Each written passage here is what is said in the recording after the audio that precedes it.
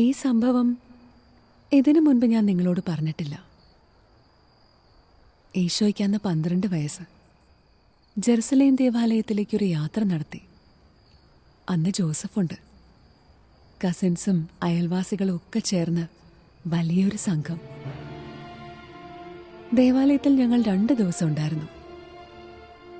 നിങ്ങൾക്കറിയാലോ, ദേവാലയത്തിലേക്ക് സ്ത്രീകൾക്കും പുരുഷന്മാർക്കും വെവ്വേറെ വഴിയാണല്ലോ. തിരിച്ചു വരുമ്പോ 2 വഴിക്കാ വന്നത്. പൊതുവഴിയിലെത്തിയപ്പോഴാ മനസ്സിലായേ, ഈശോയെ കാണാനില്ല. പിന്നെ നെഞ്ചി പിടഞ്ഞൊരു ഓട്ടമാണ്. അപ്പനും ഞാനും കൂടി തിന്നു തീർത്ത തീക്ക് കണക്കില്ല. 3-ാമത്തെ ദിവസം അവനെ കണ്ടുകിട്ടി. അവന് ഞാൻ നന്നായി വഴക്ക് പറഞ്ഞു.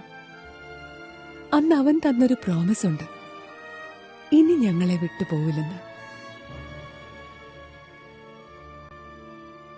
മക്കളെ, എന്റെ മോന് 3 ദിവസത്തിൽ കൂടുതൽ മാറി നിൽക്കാൻ പറ്റില്ല.